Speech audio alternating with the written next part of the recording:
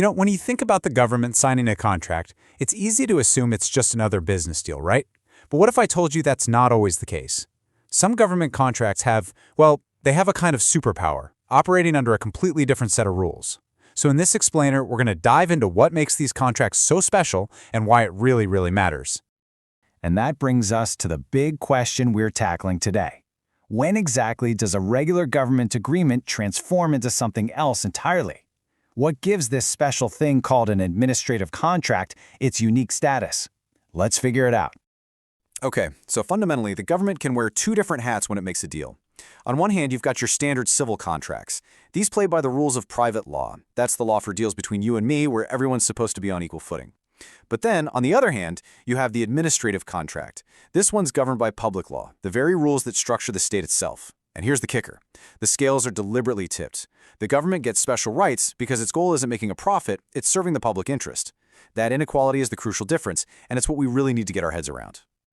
All right, to get to the bottom of this, we're going to follow a really clear path. First, we'll look at why it can be so hard to tell these two types of contracts apart. Then, we'll break down the three key tests that are used to figure it out: who's involved, what the deal is for, and finally, the secret ingredient that gives these contracts the real power. Then we'll wrap it all up with a super simple checklist you can use. So, what makes this so complicated? Well, the government can act just like a regular business, signing normal, everyday civil contracts. But it can also act in its official capacity, using these powerful administrative contracts. Because of this dual identity, knowing which set of rules applies to a deal is absolutely critical. To really get this, we need to know that government actions basically fall into two big buckets. First, you've got material acts. Think of these as physical actions: paving a road, putting up a new building. The government is doing something for sure, but it's not trying to create a specific legal change with the action itself. And then we have legal actions, and this is exactly where contracts fit in. A legal action is any government move that's intended to create a legal effect, to change someone's rights or obligations. Signing a contract is a perfect example of this, and an administrative contract is one of the most powerful legal actions the government can take. So, what's the whole point of these special contracts? It's pretty simple, actually. They're one of the main tools the government uses to get things done for all of us. Whether it's making sure the lights stay on or building new schools, these contracts are all about running public facilities and serving the needs of the people. Okay, let's get into our first major clue for spotting an administrative contract. This is what's called the personal criterion, and it all boils down to one simple question. Who are the people at the table signing the deal? So, this first test is all about the who. The golden rule here is pretty straightforward. If at least one of the parties is a public person, we're talking a government department, a state agency, that kind of thing, then it's probably an administrative contract. That's our starting point. But, as you're about to see, there are some really important exceptions. Okay, and this is where it gets a little more nuanced. First off, if the government signs a deal that has absolutely nothing to do with the public interest, let's say it's just a purely commercial deal, it's treated like a private contract. The government's just acting like any other business. Second, a deal between two private companies, almost always a private contract. But here's the crucial twist, the exception to the exception. If one of those private companies has been officially authorized by the government to carry out a public service, their contract can be considered administrative. Why? Because they're basically stepping into the government's shoes. All right, now that we've checked the who, it's time to check the what. This brings us to the material criterion, where we look right past the signatures and dig into the actual purpose and substance of the agreement. The rule here is actually pretty simple. The contract's whole purpose, its object, has to be directly tied to a public service. Think about a contract to build a new public hospital or manage a city's water supply. It clearly meets this test. Its entire reason for existing is to serve the public. So that's a big check mark for test number 2. So we've checked the parties and we've checked the purpose, but this next test, this one is often the most definitive giveaway. We have to look for special terms and conditions called exceptional clauses. Believe me, these are the real game changers. Just think about that phrase for a second, unparalleled in private law. What that means is these contracts contain terms you would literally never, ever see in a normal business deal. They give the government powers that are completely unique to the world of public administration. So why do these crazy clauses even exist? Well, the logic is that the administration isn't trying to make a profit. Its mission is to serve the public good. And to do that job effectively, it needs special powers that a private company just doesn't have. This creates that unequal relationship we talked about where the public interest always comes first. So what do these powers actually look like? Well, the administration has a pretty unique toolkit. For one, it can impose penalties directly. It can fine a contractor for being late without even having to go to court. It has the right to monitor the work super closely, making sure everything is up to public standards. It can even confiscate goods if materials don't meet the specs. And here are the two big ones. It can modify the contract terms all by itself, and it can even terminate the whole deal if the public interest suddenly changes. These are powers a private company could only dream of having. Okay, so we've covered the parties, the purpose, and the powers. Let's bring it all together now into one simple final test that you can use to spot an administrative contract every single time. Here it is, your final takeaway checklist.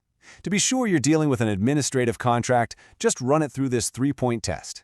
First, the party check. Is a public entity involved? Second, the purpose check. Is it all for a public service? And third, the power check.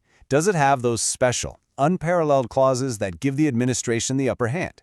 If you can tick all three of those boxes, you've got yourself an administrative contract. So, there you have it.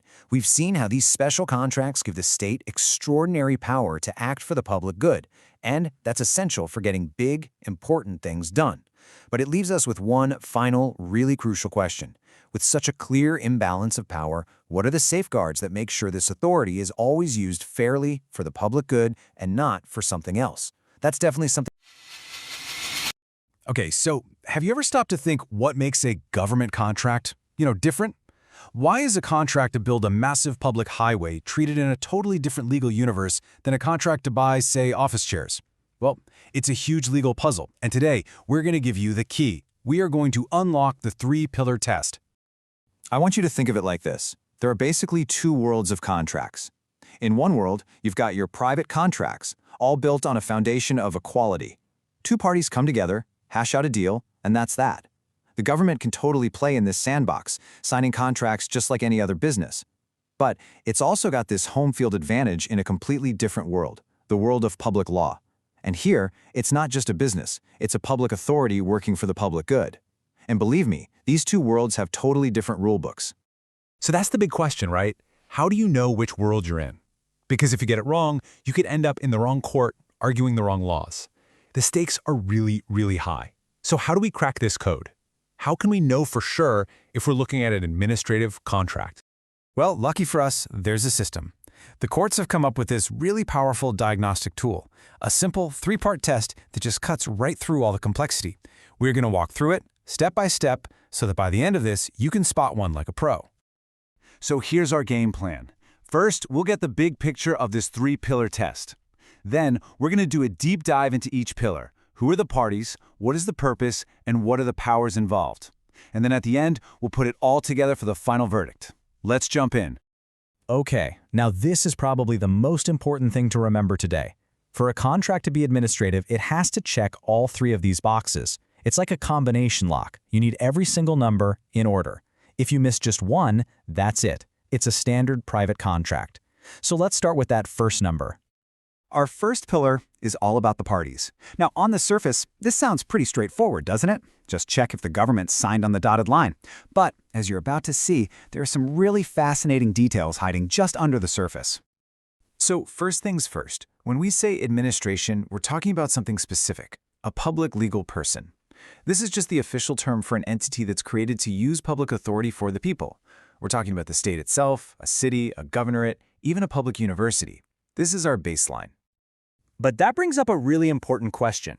Is any contract signed by, say, a public university automatically an administrative one? I mean, what if they're just ordering regular office chairs from a catalog? Is that really special? And the answer is a big, fat no. The real key is how that public entity is acting. It has to be using its special powers as a public authority. If it decides to jump into a commercial project just to make a profit, and it's competing with private companies on a level playing field, then any contract it signs is just a private one. The intent behind the action is everything. And get this, that public status isn't locked in forever. The entity has to stay public for the entire life of the contract. So imagine a state-owned company signs a big administrative contract, but then halfway through the project, that company gets privatized. The contract literally transforms. It starts out as administrative, but it finishes as a private contract, playing by a whole different set of rules. Now this is where it gets really, really cool. This slide shows these rare, almost bizarre exceptions where a contract between two private companies can still be considered administrative. So how's that even possible? Well, first, if they are contracting for the state's account, like building a road for the government. Second, if the courts have recognized an entity, like a professional association, as basically serving a public purpose. And third, if one of those private companies is acting with a direct order, a mandate from the state. In all these cases, they're kind of borrowing the state's public authority for that one job. Okay, so once we've confirmed the right parties are in the room, we move on to our second pillar, the purpose. It's not enough for the government to just sign the contract. The whole point of the contract has to be tied to a public service. And the word connection here is interpreted super broadly. We're talking about anything from organizing or managing a public facility to operating it or even just supplying it with what it needs to run. The single unifying thread through all of this is that the contract has to be essential for that public service to do its job for the people. Here's a perfect, simple example. A school is obviously a public facility, and well, a school can't really function without desks and chairs for the students, right? So a contract to supply that furniture is directly connected to helping that school serve its public purpose. It's a super clear-cut example of this second pillar in action. All right, we've got the right parties and the right purpose. Now we get to the third, and honestly the most decisive pillar of them all. The contract has to include exceptional conditions. Think of these as special clauses that give the administration superpowers you would never, ever see in a regular private business deal. You know, the French Council of State, which basically pioneered this whole field of law, put it perfectly. They said, these are conditions that are fundamentally strange to the world of private contracts. They are designed to break the rules of equality, all because they give one side, the administration, the upper hand it needs to protect the public interest. So here's superpower number one. In any normal contract, if you want to change something, both sides have to agree, period. But in an administrative contract, the government often has the right to change the terms all by itself, unilaterally. They don't need the contractor's permission, and they do this so they can adapt the project if public needs suddenly change. Superpower number two is the right to supervise and penalize. See, the administration isn't just a passive client waiting for the final product. It has the right to be on-site, monitoring how the work is being done, demanding changes to materials or methods, and even slapping on financial penalties if things are late or the quality is poor. It's all about making sure the public gets exactly what it paid for. And finally, this is a bit of a mind-bender. The powers can actually flow the other way too. An administrative contract can give the private contractor rights they would never normally have. So imagine a company building a new highway. The contract might actually grant them the power to use public land next to the highway for storage. Or even, and this is a big one, the power to expropriate private property that's in the way of the project. That's a power usually reserved only for the state itself. So, there we have it. We've looked at all three pillars, the public party, the public purpose, and the exceptional powers. Now it's time to put it all together and really understand why acing this test is so important. When it comes right down to it, this three-pillar test determines absolutely everything. It tells you which rulebook you're using, public administrative law or private civil law. It decides which court gets to hear any disputes, an administrative court or a commercial one. And most importantly, it confirms that this contract was designed from the start to be an unequal relationship, to give the state the leverage it needs to make sure the public good always comes first. And this really brings us to the core tension at the heart of administrative contracts.